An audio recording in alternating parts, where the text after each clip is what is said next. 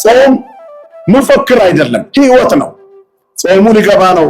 አውቄም ይሁን ሳላውቅ ያስቀየምኳችሁ ይቅር በሉ ቦልድሊ እየጻፉ የሚለቁ ሰዎች አሉ። በትልልቁ ሐሳቡ ጥሩ ነው፣ በህይወት ይተገበራል ወይ? በስጋ እንድንቀሳቆ አይደለም የምንጾመው።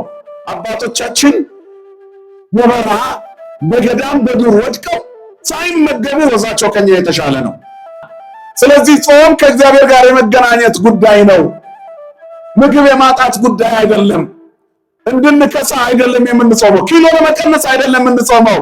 ነፍሳችን እንድትታደስ ፊታችን እንዲያበራ፣ ለዚህ ደግሞ መንገዳችንን ያበላሸብንን ነገሮች በልጓም በጾም ልጓም ማስተካከል ማለት ነው።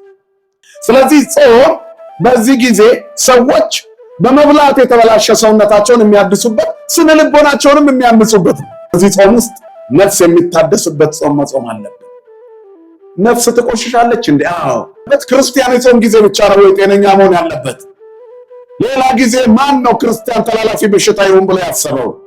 የበለጠ የመታደስ ጾም እንጂ ክርስቲያን ሁሉ ጊዜ ከእግዚአብሔር ጋር ንስሐ መግባት ያስፈልጋል። ጾሙን በንስሐ መጀመር አለብን። አያችሁ፣ ግዴታ አይደለም የምንጾመው፣ ወደን ነው። ፈርተን አይደለም የምናመልከው፣ ወዶን ነው። ወደነው ነው። እኛም ብክደው ገሃነም እገባለሁ ብለን አይደለም፣ ስላመንኩት ደግሞ ጸድቃለሁ ብለን አይደለም። ፍቅሩ አስገድዶን ነው የምናመልከው። ክብርና ምስጋና ለስሙ ይሁን። ስለዚህ ከዚህ አምላክ ላለመለየት ነው የምንጾመው። መልካም ጎዳናዎች ምንድን ናቸው? ንስሐ። የጾም አንዱ ጎዳና ንስሐ ነው። ዛሬም በስጋችን ላይ ይታይ እንጂ ነፍሳችንን ያነደደ ያቆሰለ ፈቃዳችን እንዳይሳካልን በምኞታችን እንዳንኖር እግዚአብሔርን ደስ የሚያሰኝ ስራ እንዳንሰራ የለጎመን ብዙ ኃጢአት አለ። እግዚአብሔር ከዚህ ይፍታን ሁላችንን። ሐዘን ይፈልጋል። ስለበደልነው በደል፣ ስላስቀየምነው ሰው፣ በእጃችን ስለጠፋች ነፍስ፣ ከመንገድ ስላስወጣናቸው ሰዎች፣ ስላማናቸው አሜቶች፣ ስለጻፍናቸው ክፉ ጽሑፎች፣ ስለተናገርናቸው ክፉ ቃላቶች፣ ስለተሳደብናቸው ስድቦች ሐዘንና ጸጸት ያስፈልጋል። በስመ አብ ወወልድ ወመንፈስ ቅዱስ አሐዱ አምላክ አሜን። አምላካችን እግዚአብሔር ከሁላችን ጋር ይሁን። ለትንሽ ደቂቃ እንደ ርዕስ የምጠቀመው ልጓም የሚል ይሆናል። ልጓም ማለት መያዣ ወይንም የፍጥነት መቆጣጠሪያ ማለት ነው ባጭሩ። ልጓም በእንስሳት ላይ አፍ ላይ ተደርጎ ያለ ልክ ሲሄዱ፣ መንገድ ሲስቱ ወይንም አቅጣጫ እንዲቀይሩ ለማድረግ የተቀመጠባቸው ሰው ወይንም ደግሞ በጋሪም ከሆኑ ከጀርባቸው ሆኖ ዕቃውን የጫነባቸው ባለቤት የሚጠቀምበት መሳሪያ ነው ልጓም። ልጓም ሁሉንም ነገር ይቆጣጠራል። ፍጥነት ይቆጣጠራል፣ አቅጣጫ ይቆጣጠራል።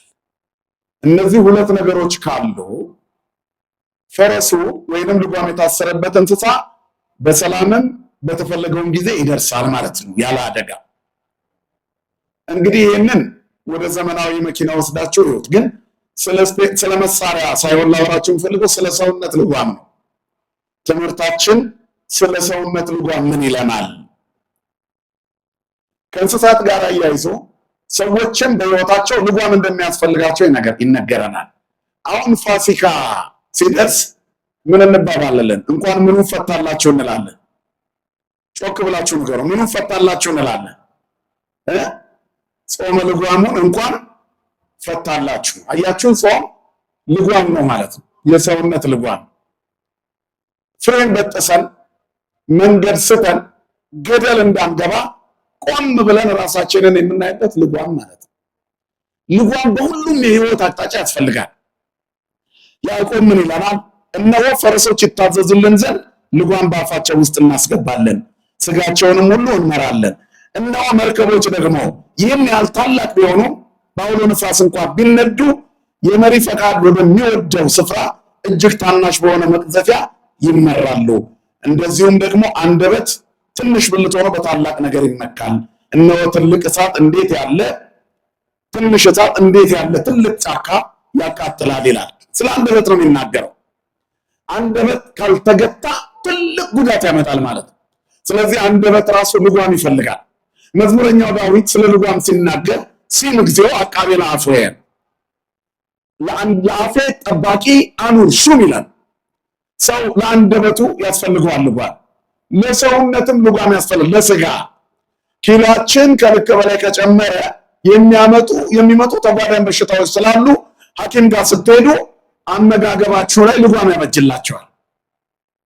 ልጓም ማለት መጠበቂያ ማለት ነው። ሚዛን ማለት ነው። አቅጣጫ ማስተካከያ ማለት ነው። የፍጥነት መቆጣጠሪያ ማለት ነው። የህይወት ምህዋር ማለት ነው። ለነገ ዛሬ የምናደርገው እንቅስቃሴ ወይንም ጥንቃቄ ማለት ነው ልጓም ማለት ነው። ስለዚህ ቤተክርስቲያን በሰባት አጽዋማት ልጆቻቸው ወደ ሰማይ ሳይንገዳገዱ፣ ሳይዘጋጁ፣ ሳይበላሹ፣ ሳይዛነፉ በትክክል ወደ ሰማይ እንዲገቡ ጾመ ልጓም አዘጋጅታለች። ክብርና ምስጋና ለአምላካችን ይሁን። ስለዚህ አሁን ያለነው ልጓም ውስጥ ነው ማለት ነው። መንፈሳዊ የሰውነት ልጓም ውስጥ፣ የነፍስ ልጓም ውስጥ ነፍሳችን እግዚአብሔርን በመናፈቅ እንድትኖር የሚያደርጋት የጥንቃቄ ሚዛን ውስጥ ነው ያለነው። ጾም ሚዛን ነው። ቅድም መምህራችን ያስተማሩን ስለዚህ ነው። እንደዚሁ ምሳሌ 26 ቁጥር 3 ላይ ጠቢቡ ሰሎሞን አለንጋ ለፈረስ ይላል፣ ልጓም ለአህያ በትርም ለሰነፍ ጀርባ ነው ይላል።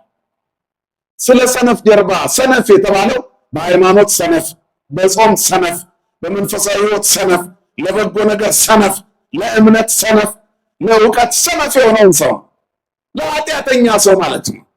ሲኦል ለኃጢአተኛ ሰው ነው። ገሃነም ለኃጢአተኛ ሰው ነው። ቅጣት ለዚህ ነው። ለፈረስ ደግሞ አለንጋ ነው፣ ወይንም ለአህያ አለንጋ ነው። ልጓም ደግሞ በትክክል መንገድ ይዘው እንዲሄድ ለእንስሳት ነው የሚዘጋጀው ይላል። ለሰነፍ ጀርባ በትር ነው ይላል። ይሄኛውን የተናገረው ሰዎች በኃጢአት ጎዳና ከእግዚአብሔር ፍቅርና እቅፍ ወጥተው እንዳይኖሩ ለማሳየት የተጠቀመበት መንገድ ነው። ስለዚህ በልጓም እንስሳቶች አቅጣጫውን እንዲጠብቁ ከተደረገ በሰውነታችን ውስጥ ደግሞ መጠበቂያ ሚዛን አለ። ጾመ ልጓም የሚለው ቃል ከዚህ የመጣ ነው። እግዚአብሔር ልጓሙን በደንብ እንድንጠቀምበት ይርዳን ሁላችንን። የሰው ልጅ በጣም ከባድ ፍጥረት ነው፣ ትልቅ ፍጥረት ነው። ነገር ግን ያንሳል። መቼ? ልጓም ሲያጣ፣ ለራሱ ልጓም ማበጀት ሲያቅተው፣ አንደበቱን መቆጣጠር ሲያቅተው፣ ስጋውን መቆጣጠር ሲያቅተው፣ ያለ ልክም ከበላ ያለፈ ሰውነት ይኖረዋል። ለብዙ ተጓዳኝ በሽታዎች ይጋለጣል። ያለ ልክ ሲጠግብም በሌሎች ሰዎች ላይ ያለው እይታ ያነሰና የተበላሸ የተዛነፈ ይሆናል። ሲወድቅ የሚያነሳው ያጣል። ስለዚህ ለሁሉም ጊዜ አለው፣ መጠን አለው ማለት ነው። ልጓምን በሌላ ቋንቋ ስንጠቅሰው ሐዋርያው ቅዱስ ጴጥሮስ በመልእክቱ ምንድን ነው የሚለው? እንግዲህ በጊዜው ከፍ እንዲያደርጋችሁ ከኃይለኛው ከእግዚአብሔር እጅ በታች አዋርዱ ይላል። ከዚያ በኋላ በመጠን ኑሩ ንቁም ይላል። በምን ኑሩ ይላል? እንደምን አመሻችሁ። በምን ኑሩ ይላል? በመጠን፣ በልጓም ማለት ነው። ልጓም ማለት መጠን፣ ማመጣጠኛ፣ መጠበቂያ ማለት ነው። ስለዚህ ጾም በዚህ ጊዜ ሰዎች በመብላት የተበላሸ ሰውነታቸውን የሚያድሱበት፣ ስነ ልቦናቸውንም የሚያንጹበት ነው። ሰይጣን ኃጢአት በሽምብራም ሊያሰራን ይችላል። ስነ ልቦና ሲገነባና በጾም ውስጥ ከእግዚአብሔር ጋር ነኝ ብለን በትክክል ማሰብ ሲመጣ፣ ራስን መግዛት ሲመጣ ግን በየትኛውም መንገድ ለክፉ ጠላታችን ተላልፈን አንሰጥም ማለት ነው። እግዚአብሔር ጾመ ልጓሙን በሰላም ይፍታልን፣ በትክክል የምንጾመው ጾም ያደርግልን። ስለዚህ አሁን ልጓም ውስጥ ነው ያለነው። እንዴት ሆነን እንኑር ነው። በዚህ ጾመ ልጓም ውስጥ አንዳንድ ጊዜ ፈረሶች በጣም አመፀኞች ሲሆኑ ልጓሙ አፋቸውን ይተረትረዋል፣ ይጎዳዋል፣ ይቆስላሉ። አይደለም እንዴ? ከዛ በኋላ መላ ሰውነታቸውን የሚመርዝ በሽታ ውስጥ ይመጣል፣ ያለ ፍላጎታቸው ሲያዙ። ስለዚህ ለእንስሳ ይሄ ነው። ለሰውስ? ሰው በፈቃዱ ነው የሚጾመው፣ አቅሙ በሚፈቅደው ልክ ነው የሚጾመው። እግዚአብሔር በፈቃዱ ውስጥ እንዲገዛው ራሱን ሰጥቶ ነው የሚጾመው። የረሃብ አድማ አይደለም ማለት ነው ጾም። እስክንጎዳ፣ እስክንቆስል፣ እስክንታመም አድማ እናደርገን። ግን እግዚአብሔር ሆይ ስጋዊ ትልቅነቴ ለእኔ አልጠቀመኝም ብለን በመብላት የደለበ ሰውነታችንን ክፍል፣ አይምሮአችንን፣ ሐሳባችንን ማግኘት ያጠገበውን፣ ስልጣን ያጠገበውን፣ ጉልበት ያጠገበውን፣ ትዕቢት ያጠገበውን፣ ዘረኝነት ያጠገበውን፣ ከንቱነት ያጠገበውን ሐሰተኝነት ያጠገበውን ክፍላችንን ራሳችንን በማስገዛት የምንሰብርበት መንገድ ነው። አምላካችን እግዚአብሔር በዚህ መንገድ እንድንሆንላችንን ይርዳን። ስለዚህ ጾም ስጋን ለማዳከም ብቻ ሳይሆን መንፈስን ለማደስ ማለት ነው። የሰውነት ልጓማችን ይሄ ነው። ሰው ለሁሉም ነገር ልጓም ያበጅለታል። አሮጌ የሆነ በኃጢአት ምክንያት እያረጀ የመጣው ሰውነታችን እየታደሰ ወደ እግዚአብሔር እንዲናፍቅ ጸማት ነፍሴ ሀበ አምላኬ ሕያው ማእዜ እበጽ ወእሬኢ ገጾ ለአምላኬ ነፍሴ ሕያው አምላክ ወደ እግዚአብሔር ተጠማች አለ ዳዊት። መቼ እነሳለሁ የአምላኬን ፊት መቼ ያለው? ነፍሴ ሆይ አታውኪኝ በእግዚአብሔር ታመኝ ይላታል። ለምን ትቴክዚ ነፍሴ ወለምን ታውክኒ እመኒ በእግዚአብሔር ከመእገኒ ቦቱ መድኃኔ ገጽ አምላኬ። ነፍሴ ስለምን ታውኪኛለሽ? ስለምንስ ታስጨንቅኛለሽ? በዓለም መድኃኒት በእግዚአብሔር ታመኝ። ነፍስ ሕይወቷን ከክፉ ነገር የሚታደጋት አቅጣጫዋን የሚያስተካክልላትን ነፍስ ትፈልጋለች። ስለዚህ የነፍስ የቅድስና ክብረ በዓሏ ሰምሮ እንዲታይ በዚህ ጾም ውስጥ ነፍስ የሚታደስበት ጾም መጾም አለብን። ነፍስ ትቆሽሻለች እንዴ? አዎ፣ የተለያዩ ነገሮች ያቆሽሻታል። ስለዚህ ወደ ጾሙ ከመግባታችን በፊት ያደረግነው ነገር አለ ወይ? አሁን ፌስቡክ ላይና ቲክቶክ ላይ ይጻፋል፣ ደንብ ሆኖ አልፏል። ጾም መፈክር አይደለም፣ ህይወት ነው። ጾሙ ሊገባ ነው። አውቄም ይሁን ሳላውቅ ያስቀየምኳችሁ ይቅር በሉኝ። ቦልድሊ እየጻፉ የሚለቁ ሰዎች አሉ። በትልልቁ ሐሳቡ ጥሩ ነው፣ በህይወት ይተገበራል ወይ? ሌላው ደግሞ ሁሉ ጊዜ መበደል አለበት? ክርስቲያን የጾም ጊዜ ብቻ ነው ወይ ጤነኛ መሆን ያለበት? ሌላ ጊዜ ማን ነው ክርስቲያን ተላላፊ በሽታ ይሁን ብሎ ያሰበው? የበለጠ የመታደስ ጾም እንጂ ክርስቲያን ሁሉ ጊዜ ከእግዚአብሔር ጋር በልተንም የማንለየው እግዚአብሔር ሙሉ ለሙሉ እንዳናጣው ጥጋብ እንዳያሳጣን ራሳችንን የምንከረክምበት መንገድ ነው የነፍስ መታደስ ማለት። በስጋ እንድንቀሳቆ አይደለም የምንጾመው። አባቶቻችን በበረሃ በገዳም በዱር ወድቀው ሳይመገቡ ወዛቸው ከኛ የተሻለ ነው። ስለዚህ ለካ የፊት ወዝ የሰውነት ውበት የመብላትና ያለ መብላት ብቻ ሳይሆን ከእግዚአብሔር ጋር የመገናኘት ጭምር ነው ማለት ነው። ሙሴ 40 ቀን ሙሉ ተራራው ላይ ሲወጣ የተቀደሰው ተራራ ላይ ምግብ አልበላም። 40 ቀን ውሃ አልጠጣም። 40 ቀን ምንም አላገኘም። ነገር ግን ሲወርድ ከታች ለጥጃ እየሰገዱ ካሉት የተሻለ ፊት ነበረው። ፊቱም ያበራ ነበረ። እግዚአብሔር በሙሴ ፊት ላይ የከበረ ነበረ። ውስጥ ገጸ ሙሴ ተሰብሐ ይላል። በሙሴ ፊት ውስጥ እግዚአብሔር ከበረ፣ አበራ እንደ ፀሐይ። ተገልበብለነ ሙሴ ተሸፈነልን አሉት። ለምን? እግዚአብሔር ጋር ውሎ ስለመጣ፣ እግዚአብሔር ጋር ቆይቶ ስለመጣ። ስለዚህ ጾም ከእግዚአብሔር ጋር የመገናኘት ጉዳይ ነው። ምግብ የማጣት ጉዳይ አይደለም። እንድንከሳ አይደለም የምንጾመው። ኪሎ ለመቀነስ አይደለም የምንጾመው። ነፍሳችን እንድትታደስ፣ ፊታችን እንዲያበራ። ለዚህ ደግሞ መንገዳችንን ያበላሸብንን ነገሮች በልጓም በጾም ልጓም ማስተካከል ማለት ነው። የፍርድ ቤት ፋይል መቅደድ፣ ክስን መቅደድ፣ ኃጢአትን መቅደድ፣ የዘረኝነት ፋይል መቅደድ፣ ቂም በቀልን መቅደድ፣ ማስወገድ፣ የነበሩ ኃጢአቶችን ማራቅ። ነፍስ እንዴት ትታደሳለች? ኃጢአት ከውስጧ ሲወገድ። ሁሌ እላቸዋለሁ የነፍስ ሞቷ ከእግዚአብሔር መራቅ ነው አይደል? ሞታ ለነፍስ ለይቅም እግዚአብሔር ከሆነ የነፍስ ውበቷስ እግዚአብሔርን መቅረብ ነው። ቅረቡ አቤሁ ወያምር ለክሙ ወይታፈር ገጽክሙ፣ ወደ እሱ ቅረቡ ያበራላችኋል፣ ፊታችሁም አያፍሩም ይላል መጽሐፍ። ፊት የማያሳፍረው እግዚአብሔር ፊቱ ያቀርበናል። ስሙ የተመሰገነ ይሁን። የምንቀርበው ደግሞ እግዚአብሔር ሆይ በሥጋ ጎዳና እየሄድኩ አታውቅ፣ አንተ በመንፈስ መንገድ ምራኝ። ኢሳይያስ እግዚአብሔር ሁሉ ጊዜ ይመራሃል፣ ነፍስህን ከመልካም ነገሮች ያጠግባል፣ አጥንቶችህንም ያጸናል። አንተም እንደሚጠጣ ገነት ውሃውም እንደማያቋርጥ ፈሳሽ ትሆናለህ። ማን ሲመራን? ጮክ በሉ። ማን ሲመራን? እግዚአብሔር ሲመራን፣ ሩህሩህ አባት ሲመራን፣ ማስተካከል የሚችል አምላክ ሲመራን። ስለዚህ እግዚአብሔር እንዲያበራ ገጻችንን እንዲያለመልም ነፍሳችንን ነው መጾም ያለብን። ስለዚህ ጌታዬ ሆይ ለጉመኝ በሉት። እግዚአብሔር ወደ ገደል እንዳልገባ ለጉመኝ፣ መንገድ እንዳልስት ለጉመኝ፣ ፍሬን እንደበጠሰ መኪና ያንንም ደምጥቼ እኔም ሞቼ አጥፍቶ ጠፊ እንዳልሆን ጌታዬ ሆይ በዚህ ጾም አንተ ግራኝ። መገራት ነው እግዚአብሔር ይግራን ሁላችንን። ስለዚህ ነፍስን ለማጠንከር መጾም አለብን። ጾም ደግሞ ብቻውን ግብ አይሆንም፣ መነሻ ነው። ጾም የቅድስና መነሻ ነው። ግቡ ቅድስና ነው። ግቡ ጽድቅ ነው። ግን ብቻውን ሲሆን አይደለም፣ ወደ ግቡ የሚወስደን መንገድ ነው ማለት ነው። ምኞትን ለማሸነፍ የነፍስን ምኞት ማሟያ፣ የስጋ ምኞትን ማሸነፊያ። ስለዚህ እኛ በስጋችን እግዚአብሔርን እንድናከብር ነው የምንጎስመው። ስጋዬን እየጎሰምኩ ነፍሴን አስገዛለሁ። ስጋን እየጎሰሙ ማስገዛት ነው። ሌላው የምንጾመው ምኞትን ለማራቅ ነው። የኃጢአት ምኞትን ለነፍሳችንና ለስጋችን የምናውጀው አዋጅ ነገሮች እንዲለወጡ ሳይሆን እኛ እንድንለወጥ። አሁን በዚህ ጾም ውስጥ የብዙዎቻችን ጥያቄ እኛ እንድንለወጥ አይደለም፣ በስጋ የጎደለብን ነገር እንዲሞላ ነው አይደለም፣ የነፍሳችን ምኞት እንዲሳካ ነው። ከእግዚአብሔር ጋር ያለን ግንኙነት እንዲሞላ እሱ መንግስቶ ወጽድቆ ወዘሰ ኩሉ ትፈጸቅ ለክሙ። መንግስቱንና ጽድቁን ፈልጉ። አስቀድማችሁ መንግስቱን ጽድቁን ፈልጉ፣ ሌላው ይጨመርላችኋል። ከቸርነቱ አኳያ ትርፍ ነው።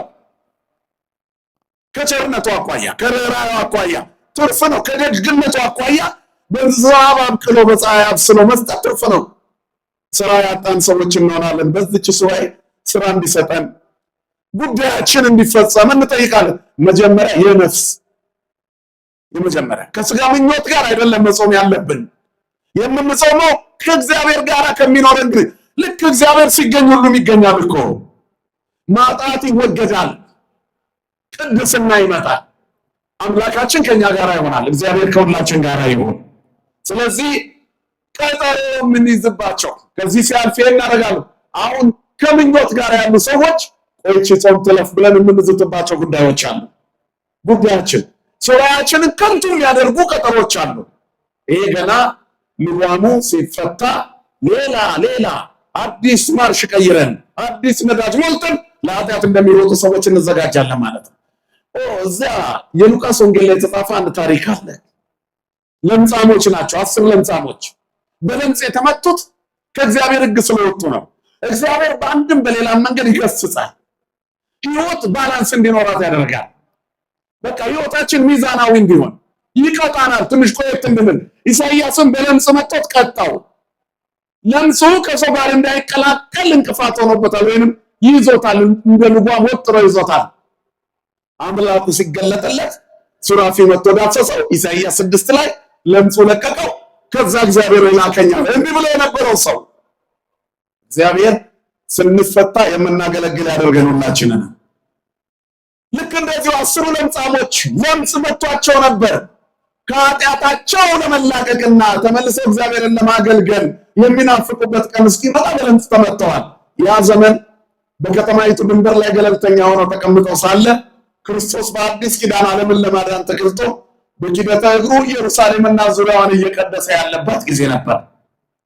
እናም በሰማርያ በኩል አለፈ። ወደ ገሊላ ሲሄድ 10 ለምጻሞች በዚያ መንገድ ላይ ጠበቁት። በከተማይቱ ድንበር ላይ አድነን አሉት። የት ነው ያለነው? እኛ ድንበር ላይ ነን።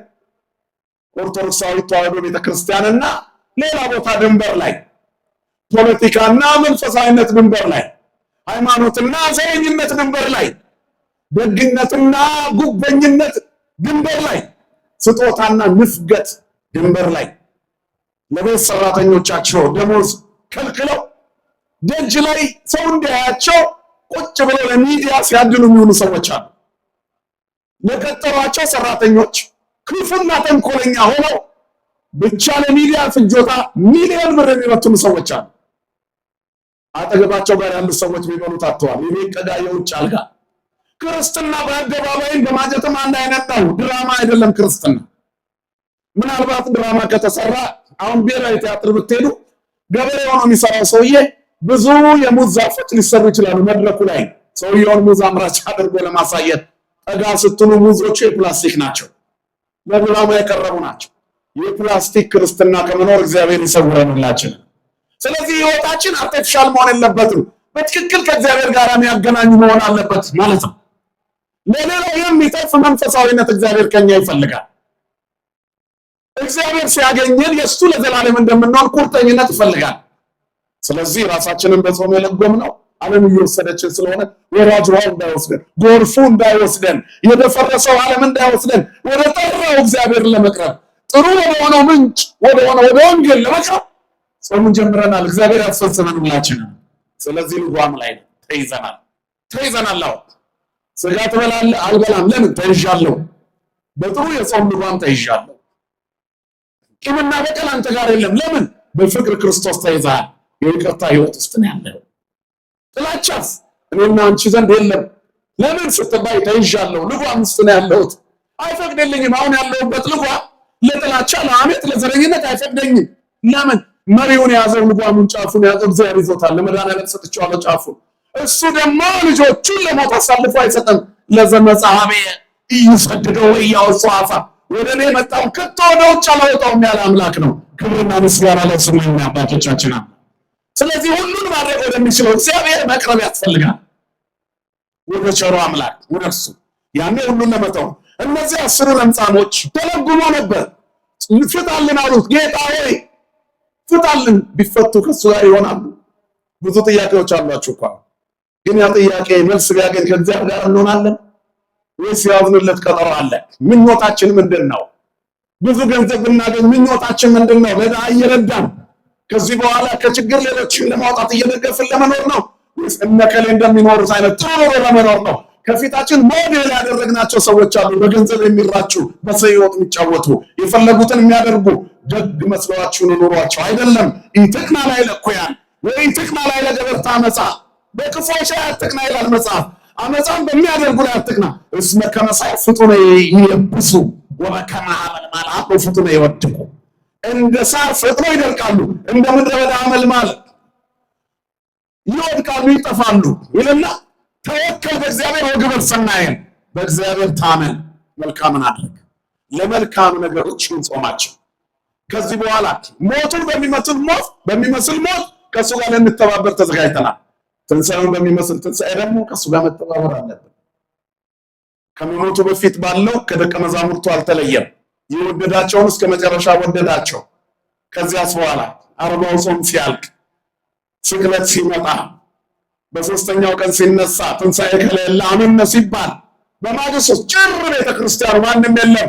ትንሣኤውን የሚመሳሰል ማንም የለም።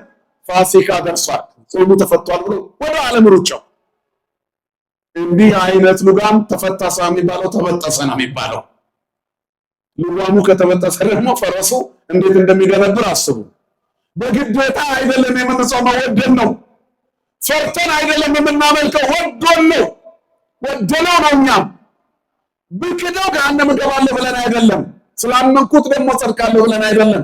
ፍቅሩ አስገድዶን ነው የምናመልከው። ክብርና ምስጋና ለስሙ ይሁን። ስለዚህ ከዚህ አምላክ ላለመለየት ነው የምንጾመው። ለምጻችሁን አስወግድልን አሉት። ሂዱና ራሳችሁን ለካህን አሳዩ አላቸው። በምድር የፈታችሁት በሰማይ የተፈታ ይሁን፣ ወዘአሰርክሙ በምድር ይሁን ሱረ በሰማያት ብሏቸው ለጌታ። በምድር ያሰራችሁት በሰማይ የታሰረ ይሁን፣ ወዘፈታሕክሙ በምድር ይሁን ፍትሐ በሰማያት። በሰማይ የተፈታ ይሁን፣ በምድር የፈታችሁት ብሏቸው ለካህናት። ንስሐ መግባት ያስፈልጋል። ጾሙን በንስሐ መጀመር አለብን። አያችሁ። ስለዚህ ሂዱ አላቸው። ራሳቸውን ለካህን ለማሳየት ሄዱ ይላል። ስለታዘዙ እሺ ስላሉ መንገዱን ሲጀምሩ ሞላላቸው። ጾም ውስጥ እያለን ጥያቄያችንን ይመልስልን መድኃኒዓለም። ወዲያውኑ ደስ አላቸው። ግን 9ኙም ያቆሙትን ኃጢአት ለመቀጠል ሮጡ። እነሱ ልጓማቸው ተበጠሰባቸው ማለት ነው። የተፈታለት አንድ ሰው ብቻ መጣ። 9ኙ አልዳኑም። ጌታ በጣም ታዘበ። ሲያልፍ እንዳይታዘበን በጾሙ መድኃኒዓለም ልብ ይስጠንላችን። ስለዚህ ከዚህ በኋላ ይሄን ያደርጋለሁ ብለን መያዝ የለብንም። የጾም የፍርድ ቤት የብቀላ ቀጠሮች ካሉ በሱባኤያችን ውስጥ መወገድ አለባቸው። ወለመሆ ዘታየሰ ምስለ ቢጾ ይድግሎቱ፣ ከወንድሙ ጋር የተጣላ ቢኖር ይተውለት። ጾም ላይ ነው እሱ ተይዟል። በቃ ቀረ እኮ ተውለት። ትጠይቅ ሁሉን ትተው ሐዋርያት የተከተሉት። አሁንም የክርስቶስ ለመሆን ነው የምንጾመው። እግዚአብሔር የራሱ ያደርገንላችሁ። ስለዚህ የነፍስ ጾም ነው መጾም ያለብን። ለስጋችን የውጭውን ኑሮ መጋፈጥ ብቻ እኮ በቂ ነው። ለስጋ አሕዛብም የሚኖሩትን ኑሮ መጾም በቂ። ስለዚህ በነፍስ ጾም ነው የምንታጀበው። በስጋ ከሆነ ሐሳባችን ኪሎ ለመቀነስም የሚጾሙ ሰዎች ብዙ አሉ። እነሱም ሊጸድቁ ነው ማለት ነው። ይህና እናንተ ጾም ግን ክርስቶስን ለማግኘት በብዙ ምኞቶች ታስረን ከሆነ የምንጾመው ስጋችንን ብቻ ነው የሚጾመው፣ ወይንም ዳይት ላይ ነው ያለነው እንጂ ጾም ላይ አይደለም ያለነው ማለት ነው። ከኃጢአት እስራት መፍታት አለብን ነው። አንደኛ ቆሮንቶስ ምዕራፍ 9 ቁጥር 27 ላይ ቅዱስ ጳውሎስ እንደዚህ ይላል፣ ነገር ግን ለሌሎች ከሰበኩ በኋላ ራሴ ደግሞ የተጣልኩ እንዳልሆን ስጋዬን እየጎሰምኩ ነፍሴን አስገዛዋለሁ። ለሌሎች ሰብኬ ክርስቶስን ገልጬ የአዲስ ኪዳኑን ብርሃን አብርቼ እኔ ጨለማ ውስጥ የምኖር ከሆነ ምን ጥቅም አለ? ምን ይበቃዋል? ለሰው ምን ይጠቅመዋል? ዓለሙን ሁሉ ቢያተርፍ ወነፍሶ ሀጉለ ነፍሱን ግን ካላዳነ ዓለምን ሁሉ ቢያተርፍ ለሰው ምን ይጠቅመዋል? እድሜ ልኩን ቢጾም ጾሙ ለራሱ ለነፍሱ የሚሆን የሚበጅ ስራ ካልተሰራለት ወደ ቅድስና ካልመራው ለእውነት እንዲታዘዝ ካላደረገው ምን ይጠቅመዋል? ስለዚህ ወገኖቼ ጾሙ ስብር የምንልበት ነው። አፋቸው ሳይለጎም ጾም ውስጥ ያሉ ሰዎች አሉ። እስከ 9 ሰዓት ሚዲያ ላይ ቁጭ ብለው ይሳደባሉ፣ ሲራገሙ ይውላሉ፣ ሲያዘምቱ ይውላሉ። ክፋቱ አልተቀየረም፣ ምኑ አልተቀየረም። ምስሩ ብቻ ነው የተቀየረው። እንደውም የሰው ስጋው ጭራሽ ጨምሮ ፈተና ውስጥ ነው ያለነው። ስለዚህ አልዳንም፣ እንደ 9 ለምጻሞች ነን። መድኃኔዓለም ለሁላችንም ልቦና ይስጠን። ስለዚህ አለ ለሌሎች ከሰበኩ በኋላ እኔ እንዳልጣል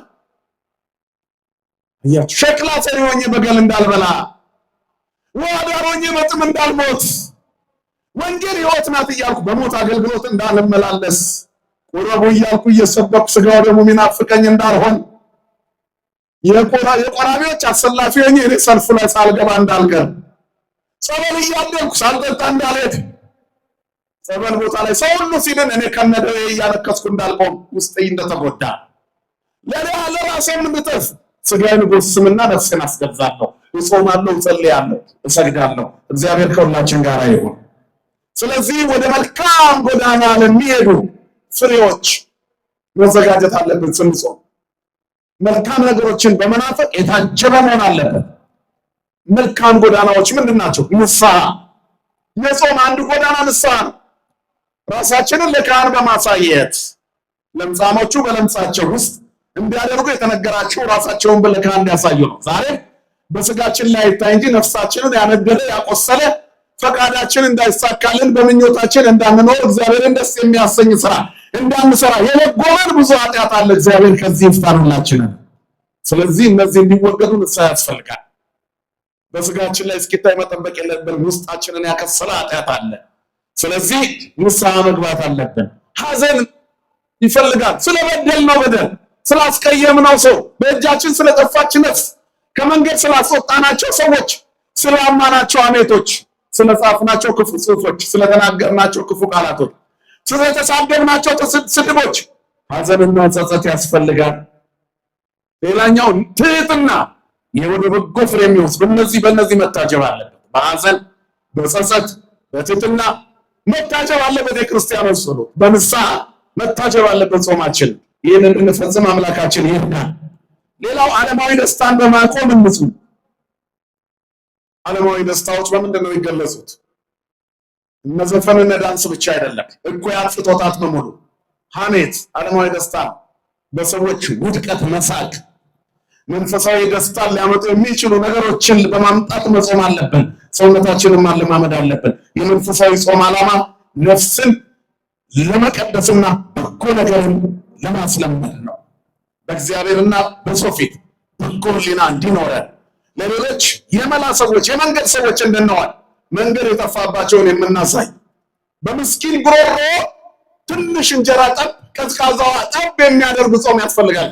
መንፈሳዊ ጾም ይሄን አጠራቅመን እስከ ምሳ ሰዓት የምንጾም ከሆነ የቁርስና የምሳችንን ምሳ ላይ ከበላ ምኑ ጾም ነው?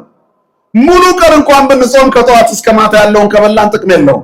አጠራቅሞ መብላት የሰው ተግባር አይደለም፣ የሌላ ፍጡር ተግባር። ያ ምን ማለት ነው?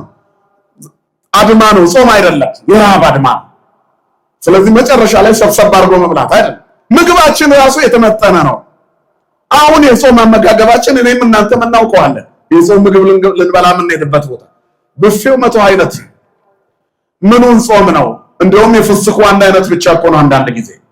ስለዚህ ጾም የምግብ አቅጣጫዎችን ለማስፋፋትና ስጋችንን የበለጠ ለማለምለም ሳይሆን አጥንታችንን ከእግዚአብሔር ጋር ለማገናኘት ነው። ነፍሴ ሆይ እግዚአብሔርን አመስገኝ አይደል? ወኩሉ አዕጽምቴ ለስሙ ቅዱስ፣ አጥንቶቼም ሁሉ የተቀደሰ ስሙን አይደል የሚለው መጽሐፍ። ነፍሴ ሆይ እግዚአብሔርን አመስገኝ፣ አጥንቶቼ ሁሉ የተቀደሰ ስሙን። እግዚአብሔር በአጥንቶቻችን ውስጥ ሁሉ መኖር አለበት። ስሙ የተመሰገነ ይሁን። እግዚአብሔር ያዕቅብ ኩሉ አዕጽምቲሆሙ ለጻድቃን፣ የጻድቃንን አጥንቶቻቸውን ይጠብቃል ይላል። ለዚህ ነው ቅዱሳን ከሞቱ በኋላ አጽናቸው ሙት የሚያስነሳው በጾምና በጸሎታቸው ፍጹም ይህንን ዓለም ንቀው ጣዕመ ዓለምን ንቀው ራሳቸውን ለእግዚአብሔር ሰጥተው ስለኖሩ የመንፈስ ቅዱስ ጸጋ ከስጋና ነፍሳቸው አልፎ አጥንታቸው ውስጥ ይሰርጻል። ያኔ ጥላቸውም ከሞቱ በኋላ አጽናቸውም ይፈውሳል፣ ሞታቸው ሕይወት ይሆናል። ለዚህ ክብር ያብቃን መድኃኔዓለም ሁላችንን። ሌላው ጾምን በጸሎትና በእንባ ማጀብ አለብን። ዝም ብሎ ጾም አይደለም። ሰዓት ጠብቆ 9 ሰዓት ሞላ ጎሽ እንብላ በስመ አብ ወወልድ ወመንፈስ ቅዱስ ቀጥታ ወደ ምግብ አይደለም። ዳዊት ደጋሚዎች መሆን አለብን። ጸሎተ ማርያም፣ ውዳሴ ማርያም መድገም አለብን። ዳዊት መድገም አለብን። ቅዱሳት መጻሕፍትን ማንበብ አለብን። መጸለይ አለብን። እየጸለይን ነው መጾም ያለብን። እግዚአብሔርን እየተማጸንን ነው። ሌላው በስግደት ነው። ስግደት ያስፈልጋል። ጾምን ሙሉ የሚያደርገው ስግደት፣ ጸሎትና ምጽዋት፣ ለሌሎች ምራራት ቅድም ብያቸዋለሁ። ስለዚህ እነዚህን ስናደርግ ልጓሙ በትክክል የተበጀልን አቅጣጫችን የተስተካከለና ያለ ልጓም መሄድ የምንጀምር እንሆናለን። በልጓም ፈረሱን የሚገራ ሰው ከለመደ ከተለማመዱ በኋላ ፈረሰኛው ልጓሙን ፈረሱ ላይ አያጠብቅበትም፣ ላይ ተቀምጦበት ይሄዳል። ፈረሱ በተለምዶ የት እንደሚያደርሰው ስለሚያውቅ ጌታውን ያለ ልጓም እያጠመዘዘ የሚፈልግበት የሚሄድበት ጊዜ አለ። አያችሁ ምን ስለሆነ? ስለለመደ። እኛም ከለመድን እግረ መንገድ አንመጣም እግዚአብሔር ቤት። ቀጥታ ሰዓቷ ስትደርስ እንመጣለን። ጸሎትስ ሰዓቷ ስለምንጸልያ ለምን ለመድ ነው። አያችሁ ልጓም ለዘላለም የሚይዘን ከሆነ ስራት አይደለም። ጾሙ ሲደርስ ይታወቀናል። እኛ ራሳችን የፍስክ ቀንማ አመጋገባችን ስርዓት ያለው ይሆናል። ስለተፈታ ምግቡ ላይ አንሰፍርበትም። ጾሙም ስለገባ አጉል አንገባበትም።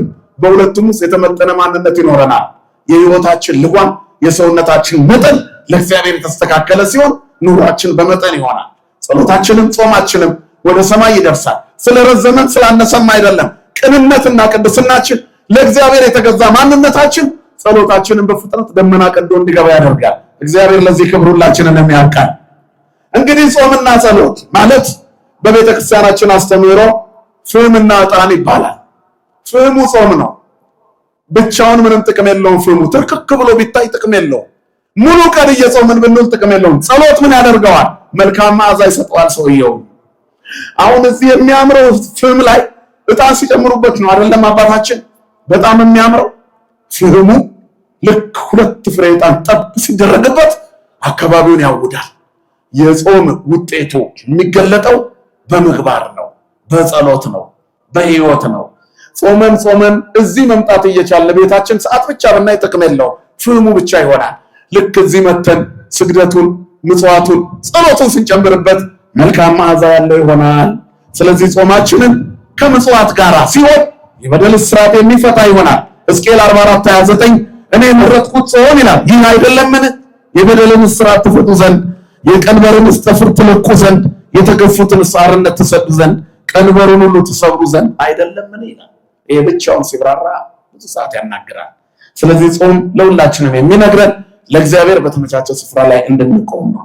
ኢሳይያስም 58 ቁጥር 6 እስከ 7 እግዚአብሔር የሚመርጠው ጾም በምግባር የታጀበ በምጽዋት የተሞላ ሰውየው በደስታ የሚሄድበት ከእግዚአብሔር ጋር የመኖር ህይወቱን ልማድ የሚያደርግበትና በትክክለኛው መንገድ ራሱን የሚገራበት ስለሆነ እግዚአብሔር ሁላችንንም የምንገራበት ጾም ያደርግልን።